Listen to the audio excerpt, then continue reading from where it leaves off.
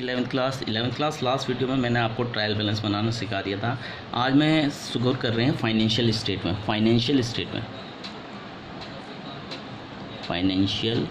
ये नया चैप्टर है। फाइनेंशियल स्टेटमेंट बहुत इंपॉर्टेंट चैप्टर है।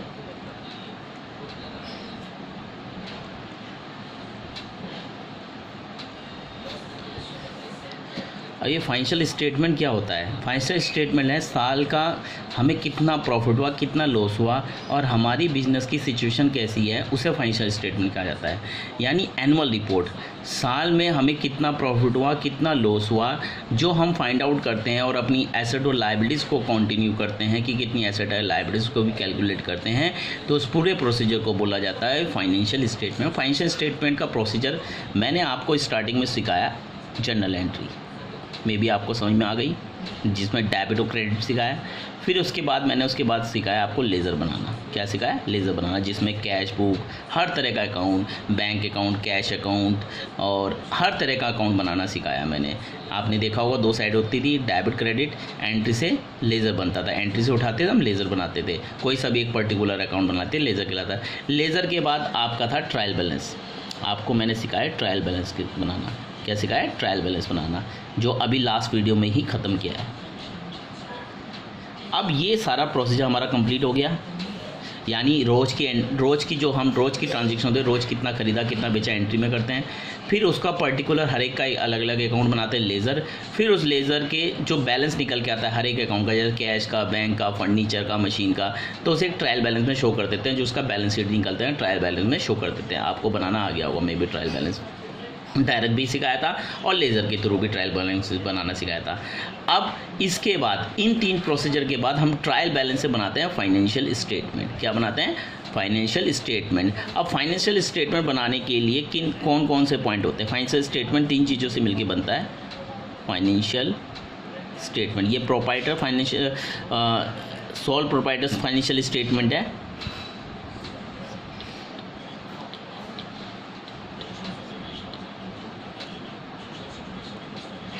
ये सोल प्रोप्राइटर फाइनेंशियल स्टेटमेंट है।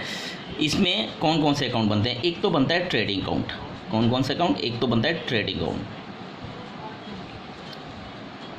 फिर ट्रेडिंग अकाउंट से हम आगे चलेंगे।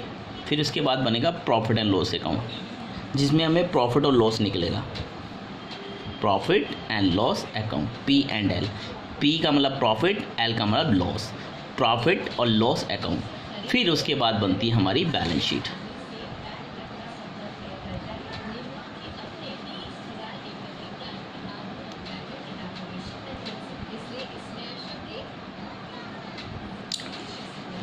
बैलेंस शीट में एसेट कितनी है और लायबिलिटीज़ कितनी है। अब ट्रायल बैलेंस जब बनाते हैं, ट्रायल बैलेंस की दो साइड होती हैं, एक होता है डेबिट इधर और एक तो होता है credit. Left hand side debit, right hand side credit. इसी तरह से प्रॉफिट एंड लॉस की भी दो साइड होती है, डेबिट और क्रेडिट। लेफ्ट हैंड साइड हमेशा डेबिट होती है, राइट हैंड साइड हमेशा क्रेडिट होती है। चाहे आप पर्टिकुलर कोई भी अकाउंट बना रहे हो, लेफ्ट हैंड साइड डेबिट ही होगी, राइट हैंड साइड क्रेडिट होगी। फिर उसके बाद बैलेंस शीट बनती है। बैलेंस शीट की दो साइड होती है, एक होती है लायबिलिटीज, यानी लेफ्ट हैंड साइड लायबिलिटीज होगी, एल से लेफ्ट, और राइट हैंड साइड होगी एसेट।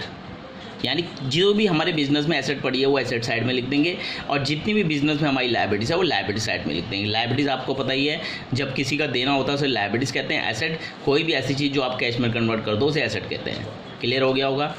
अब जब हम ट्रेडिंग अकाउंट बनाते हैं और ट्रेडिंग अकाउंट का डेबिट साइड अगर क्रेडिट साइड से ज़्यादा है, अगर डेबिट साइड क्रेडिट से, यानी डेबिट वाला पॉइंट ज़्यादा है, और क्रेडिट वाला कम है, तो हमारा ग्रॉस लॉस निकलेगा। क्या निकलेगा? ग्रॉस लॉस, यानी हमें कितना ग्रॉस लॉस हुआ। लेकिन अगर क्रेडिट साइड ज़्यादा है और डेबिट साइड कम है, क्रेडिट साइड का मतलब इनकम और डेबिट साइड का मतलब खर्चा होता है। डेबिट में कोई भी चीज़ आती है वो खर्चा होती है, क्रेडिट में कोई भी चीज़ आती है इनकम होती है। अब यहाँ खर्चा ज़्यादा हो गया और इनकम कम होगी तो लॉस हो गया, जिसे ग्रॉस लॉस बोलेंगे। ग्रॉस लॉस किसे बोलते हैं? वो लॉस जिसमें अभी और खर्चा माइनस करना बाकी है। ग्रॉस लॉस किसे बोलते हैं? वो ग्रॉस का मतलब अभी और खर्चा माइनस करना बाकी है और इनकम जोड़नी बाकी है, इसलिए ग्रॉस बोला जाता है। डेबिट ज़्यादा है, एक्सपेंसिव ज़्यादा है, इसलिए लॉस हुआ। अब यहाँ क्रेडिट ज़्यादा है क्योंकि इनकम ज़्यादा है, इसलिए प्रॉफिट हुआ, इसे ग्रॉस प्रॉफिट बोला जाएगा। यानी कहने का मतलब ये है कि ट्रेडिंग अकाउंट से जो निकल के आएगा या तो ग्रॉस लॉस निकलेगा या ग्रॉस प्रॉफिट निकलेगा। ग्रॉस लॉस तब निकलेगा जब डेबिट साइड ज़्यादा होगी और ग्रॉस प्रॉफिट तब निकलेगा जब क्रेडिट साइड ज़्यादा होगी। अब ये ग्रॉस लॉस ग्रॉस प्रॉफिट हम जाके यहाँ ट्रांसफ़र कर देते हैं प्रॉफिट एंड लॉस में। अब ग्रॉस प्रॉफिट है तो ग्रॉस प्रॉफिट, ग्रॉस लॉस है तो ग्रॉस लॉस, जो भी हमारा है वो हम प्रॉफिट एंड लॉस में ट्रांसफ़र कर देंगे। उसके बाद हम प्रॉफिट एंड लॉस अकाउंट बनाएंगे, यानी यहाँ का पॉइंट यहाँ आकर ट्रांसफ़र हो जाएगा, यहाँ का पॉइंट यहाँ का ट्रांसफ़र हो जाएगा। जो भी निकल गया, ये निकल के आया तो ये ट्रांसफ़र कर देंगे, ये निकल के आया ये ट्रांसफ़र कर देंगे।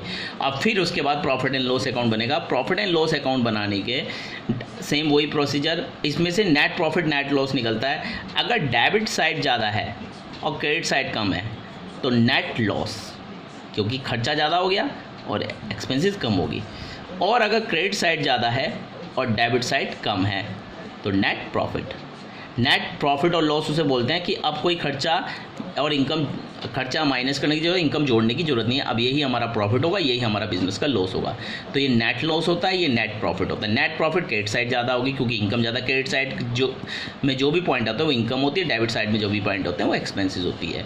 मे बी आपको समझ में आ गया होगा नेट लॉस और नेट प्रॉफिट।